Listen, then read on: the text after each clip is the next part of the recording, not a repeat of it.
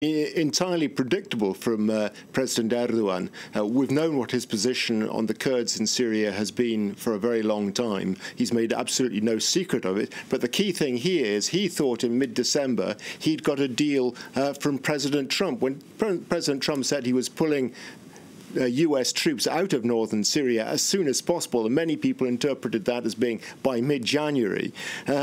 President Erdogan was delighted, and this of course followed on a phone conversation between the two men in mid-December, in which it appeared that Erdogan had persuaded Donald Trump that it was in the interest of the United States to do just that, and that Turkey could pick up the pieces. Turkey would continue the fight against the Islamic State organization, that it had its own comprehensive strategy, which would be in the interests of the United States as well. Well, of course, an awful lot has changed since then. There's been uproar in the United States and among the United States European allies about that call from Donald Trump on the withdrawal.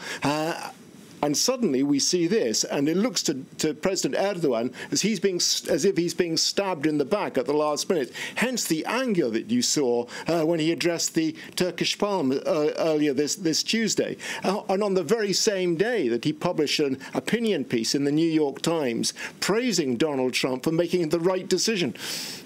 So how much has the US policy shifted then?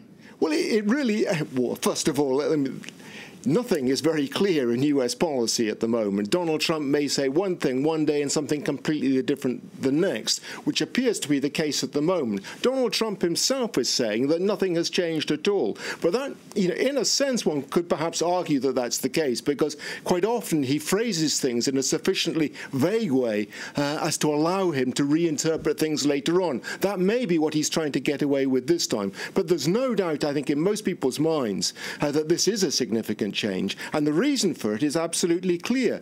As I was saying earlier on, the political establishment, the security establishment in the United States is vehemently against Donald Trump's call to pull out US troops from Syria as soon as possible. They say the fight against the Islamic State organization is far from one.